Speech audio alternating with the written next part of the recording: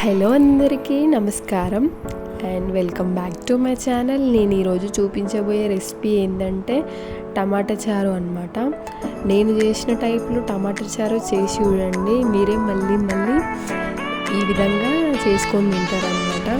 టమాటా చారు చాలామంది ఉడికించి టమాటాల్లో ఉన్న రసం అంతా విసికి చేస్తారు కదా, అట్లా చేసే టైపు టమాటాలనే ఇట్లా ఉడికించి వేయండి, చాలా చాలా బాగుంటుంది. దానికి కావాల్సిన నార్మల్ ఇంగ్రీడియంట్స్ ఇంట్లో ఉంటాయి. చింతపండు నానేసుకోవాలి, టమాటాలు కట్ చేసి పెట్టుకోవాలి, పచ్చిమిరపకాయలు, కరివేపాకాయలు, కొత్తిమీర అనమాట. అండ్ స్టవ్ పైన ఒక గిన్నె పెట్టుకొని ఆయిల్ వేసేసుకోవాలి. ఆయిల్ వేసిన తర్వాత మనము పోపు కోసం కావాల్సిన ఎండుమిరపకాయలు అండ్ జీలకర్ర, ఆవాలు అండ్ ఇప్పుడే పోపులోనే కరివేపాకు అండ్ పచ్చిమిరపకాయలు కట్ చేసి పెట్టుకున్నాం కదా, మనము పచ్చిమిరపకాయలు కూడా కట్ చేసి పెట్టుకున్నవి ఇందులో యాడ్ చేసేసుకోవాలి. కరివేపాకు అనేది పోపు వేసేటప్పుడే యాడ్ చేసినాం అనుకో, ఆ ఫ్లేవర్ అనేది మొత్తము చారుకి పట్టుకుంటుందంట.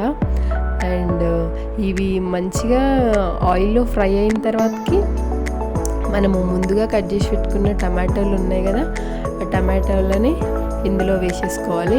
అండ్ టమాటాలు ఎంత మెత్తగా ఉడికి అందులో నుంచి మొత్తం గుజ్జంతా బయటకు వస్తే అంత టేస్టీగా ఉంటుంది అనమాట. అండ్ టమాటాలు మనము ఆయిల్లో వేసిన తర్వాత ఒకసారి మొత్తం అన్నీ మిక్స్ చేసి టమాటాలని మంచిగా మగ్గడానికి ఏం చేస్తామంటే మనము దీనిపైన మూత పెట్టుకొని ఒక 15 minutes అట్లా మీడియం ఫ్లేమ్లో ఉడికియాలన్నమాట. అప్పుడు ఏంటంటే టమాటాలన్నీ మంచిగా ఉడికి బాగా అవుతుంది అన్నమాట టమాటా చారు. అండ్ టమాటాలన్నీ మంచిగా స్మాష్ చేయాలన్నమాట. స్మాష్ చేసిన తర్వాత ఇందులో మనము అల్లం వెల్లిగడ్డ పేస్ట్ అండ్ పసుపు ఒకటేసారి వేసుకొని అవి కూడా కలిపేసుకోవాలన్నమాట. పసుపు ఏంటంటే ఎక్కువ వేసుకోదు, మరీ తక్కువ వేసుకోదు, నార్మల్ వేసుకోవాలి. తర్వాతకి అల్లం వెల్లిగడ్డ కూడా మరీ ఎక్కువ కూడా వేసుకోవద్దు, నాన్ వెజ్ కర్రీస్లో వేసుకున్నంత నార్మల్గానే వేసేసుకొని. అయినా కానీ నేను నార్మల్గా ఇంట్లో అల్లం వెల్లిగడ్డ రెడీ చేస్తాం కాబట్టి ఫ్లేవర్ ఎక్కువనే ఉంటుంది కాబట్టి కొంచెమే వేసుకున్నాను. అండ్ వీటిని అన్నీ మిక్స్ అయ్యేటట్టు కలుపుకోవాలి. కలిపిన తర్వాత అవంతా ఫ్రై అయినట్టు అవుతుంది అనమాట. అవి మంచి ఫ్లేవర్ బయటకు వస్తుంది.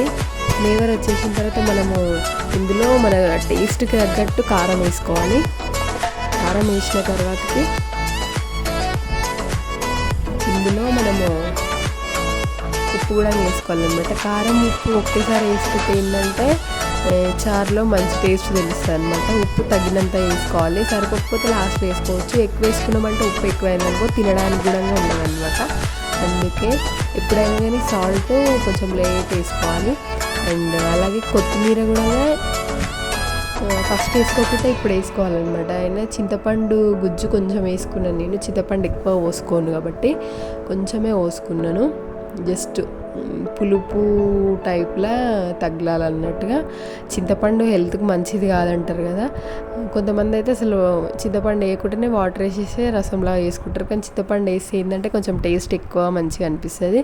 ఆయన తగినన్ని వాటర్ పోసుకోవాలి. నేను వాటర్ అయితే ఎక్కువనే పోసుకున్నాను, ఎందుకంటే చాలాసేపు మనం మరగబెడతాం కాబట్టి ఇందులో ఉన్న ఫ్లేవర్స్ అన్నీ బయటికి వచ్చేసి చాలాసేపు మసలి చిక్కగా అయిపోతుంది అనమాట, దగ్గరికి అయిపోతుంది. అండ్ ఉప్పు తగ్గినట్టు అనిపించింది, అందుకే నేను కొంచెం ఉప్పు యాడ్ చేశాను. ఉప్పు యాడ్ చేసిన తర్వాత మళ్ళీ ఒకసారి మిక్స్ చేసేసుకున్నాను అనమాట అంతా. అండ్ ఇది చాలాసేపు మసలాలన్నమాట, ఒక 20 minutes అన్నా మసల పెట్టాలి మనము. దానిపైన మూత పెట్టుకొని మీడియం ఫ్లేమ్లోనే ఉంచుకోవాలి. అండ్ మసులుతున్నప్పుడు ఆ స్మెల్ అయితే అసలు ఇల్లంతా వస్తుంది అనమాట. ఆ స్మెల్కే అసలు కడుపు నిండిపోయినట్టు అనిపిస్తుంది. అండ్ మధ్యలో ఒక్కోసారి తీసి ఇట్లా కలుపుకోవాలన్నమాట. అంతే, ఎంతో టేస్టీగా వేడిగా అన్నంలో తినండి, చాలా బాగుంటుంది. అండ్ కోల్డ్ అయిన వాళ్ళు కూడా ఇందులో మిరియాల పొడి వేసుకొని తినొచ్చు. కానీ నేను మిరియాల పొడి అండ్ సాంబార్ పొడి ఏది యాడ్ చేయలేదు అనమాట, ఎందుకంటే టేస్ట్ న్యాచురల్గా ఉండాలని. అండ్ నా వీడియోస్ కనుక మీకు నచ్చినట్లయితే నా ఛానల్ని సబ్స్క్రైబ్ చేసుకోండి. Bye bye.